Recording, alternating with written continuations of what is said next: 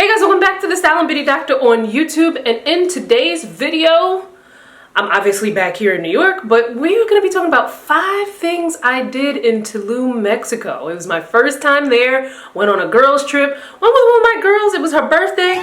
She has actually been to Tulum 5 times, and I can see why. So here we go, 5 things I did in Tulum.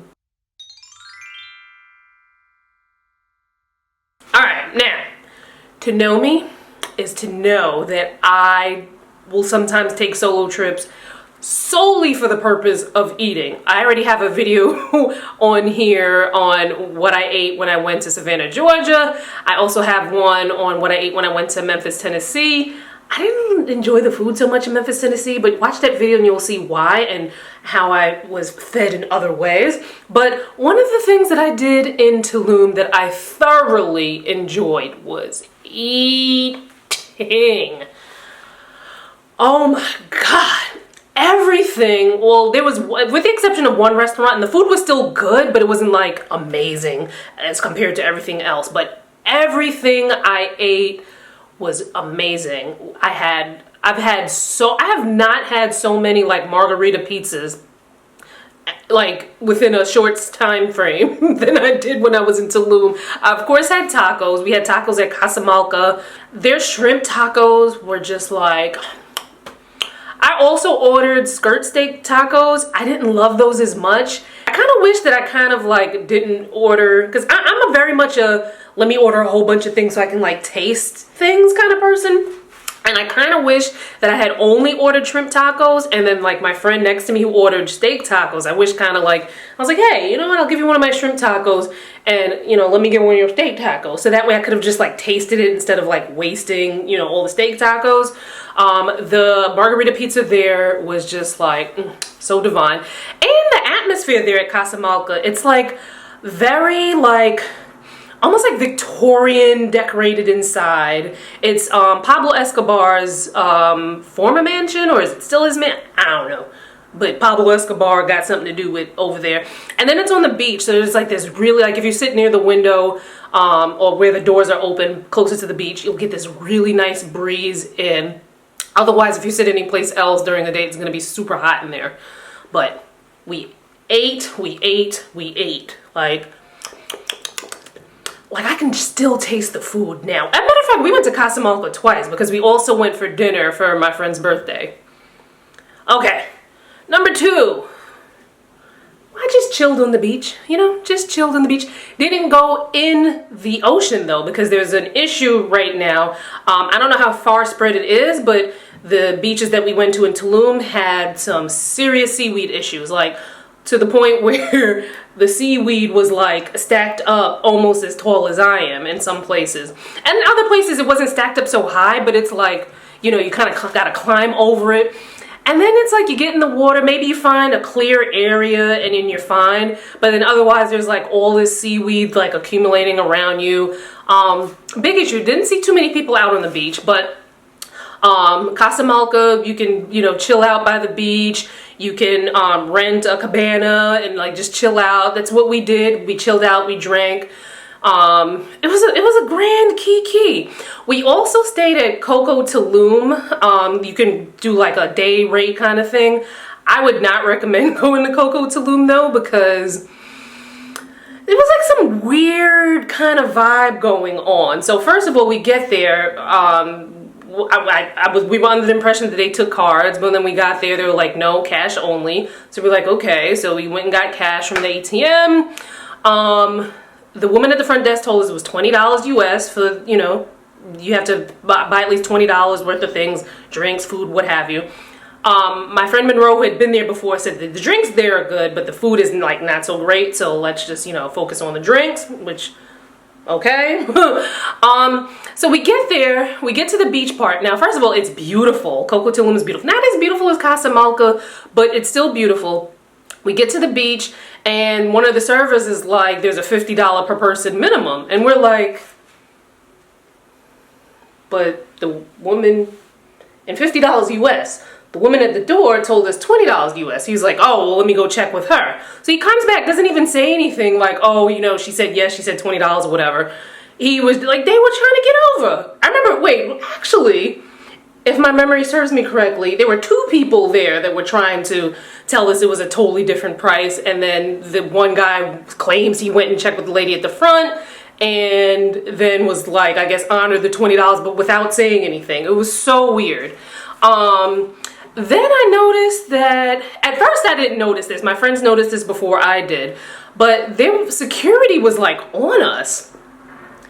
And it was weird because it was like there was barely anybody there. Like, honestly, I could have counted on my two hands how many people outside of us, because we were a group of 5, how many people outside of us were actually on the beach. And then security was just like, and they were like posted up hard, like, it was just so weird. So at first I didn't realize they were like following us, and here my friendly behind comes up to one of the security guards and was like, "¿Cómo estás?" And like he's still, you know, standing like this, but he, you know, he gives me a smile because it's like, you know, how can you resist smiling at me?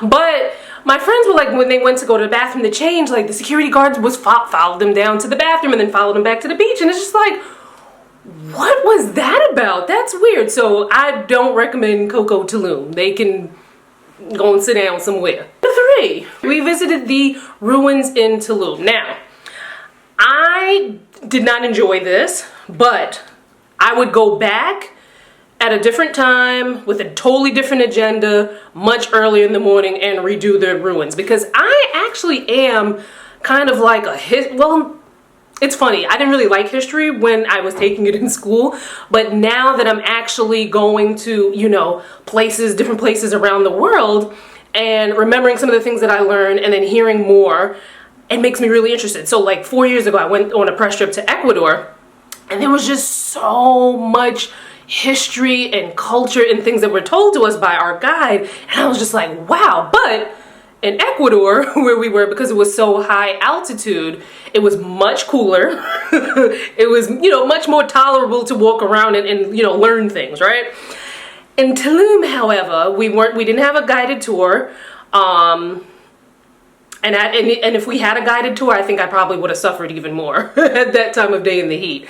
It looked interesting. I would go back, like I said, I would go back again with more of an agenda to get a tour guide much early in the morning, probably as soon as they open up, way before noon, so I can go through, you know, learn some things, see some things, yada yada. That day was unbearable because we were also trying to find how to get down to the beach, because my friend who had been there before noticed that some things had changed since she'd last been there, like in a lot of places in Tulum, not just at the ruins.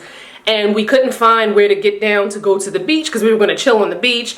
And that was just kind of like a, you know, let's go back to the hotel because we're all tired and have heat headaches, you know? So, but again, I would go back with more of a specific agenda at the ruins. Number 4, we shop. Now, I normally don't shop on trips like this because, one, most of the time my suitcase doesn't have enough room for me to bring anything back. I actually did have room to bring things back, but because I spent so much money before this trip, I was like, I don't need to buy anything else. Like, not even, I did wind up buying something, but I'm like, I don't need to buy a whole bunch of stuff. So we shop. Now, there are lots of places you can shop when you go on the beach. There are a lot of people who come up to you with like these beautiful things. And then along where like Casa Malca is, there's this whole strip of like so many restaurants, so many shops, so many like amazing, gorgeous hats and purses, and like purses of all sizes, big purses, small purses, clothing. They're more expensive down by the beach, but if you go back down to like, you know, closer to where 16 Tulum is, those things, it's the same stuff. Like 80 to 90% of it is the same stuff, and the prices are better. And then you can also negotiate as well. So I saw some bags that I wanted, but I was like, you know what? And if you watched my What Am I Packing for Tulum video, you know that I like kind of OD'd on straw bags. I saw some straw bags that I wanted, but I was like, you know what? I already have too many. But they have beautiful things. I like being able to buy something like a really unique accessory or maybe, you know, a piece of clothing or something like that. So then I could be like, oh, you know, I remember when I bought this when I was in Mexico, you know, back in my 30s. You know, I remember buying this item. This is the only thing that I bought, you know, aside from like 50 million lunches and dinners. But this is what I got. It doesn't fit on my head when I have this hair on, but it's super cute. I can't remember how much I paid for it, but I know it wasn't more than like $10 US. When I don't have this big hair on, it fits better. And plus my head is a little bit on the bigger side. You know what? I could probably still wear this with it unsnapped and then just put like bobby pins to keep it together. So, number 5, the last thing that I did in Tulum was chill at the hotel. That hotel is amazing. Now I have a video where I give you a tour and my review of the hotel so that you can take in all of its beauty, but that hotel is just like OMG. So there were mornings where we just kind of chilled, ate breakfast, sat by the pool. At night we would come in and we would sit by the fire and just chill and be in the pool and just chill. So this was a very chill vacation as you can see. You know, and I for one appreciated it because I needed a bit of a vacay. Next couple of trips that I'm gonna take are more like work/vacation type trips, but more like on the work side. But I definitely need to do something like a staycation where I turn my phone off, I don't get on the internet, and like I just relax. I would love something like that. I would probably only last maybe like a day or two doing something like that, but I like one of those like recharge your battery kind of things. If you want more ideas on where to go in Tulum, what to eat, you know, what you can expect, my girl Monroe Steele, she has a YouTube channel here, but her blog is also an amazing resource. If you're someone who's into, you know, who likes travel guides, she also does amazing fashion guides. She also does blogging guides, social media guide. So if you're someone like, she's, as you can see, she's the guide person. So make sure you check her out. I'll have the link to her YouTube channel, but her blog is definitely where you would get most of the Tulum information from. She's much better at that kind of stuff than I am, because on this trip, I was pretty much like, look, as long as I'm not hungry and I have uncomfortable shoes, I'll do whatever you guys want to do. Like, I was more of like a, I got my money, let me pay, and I'll go with the flow kind of vibe on this trip. I had nothing to do with the planning. All I did was buy my plane ticket and sent over the money for my hotel. That's it. Everything else, I was like, whatever you like. So make sure you check out Monroe for more information on things to do out and about in Tulum. Follow me on social. I'll have the links in the description box, and leave me a comment. Let me know, have you ever been to Tulum? What did you do when you were there? Is Tulum, if you haven't been, is Tulum a place that you would want to go to? Why or why not? Let's get all chitty chatty in the comments, and I will see you fine folks in my next video. Bye guys.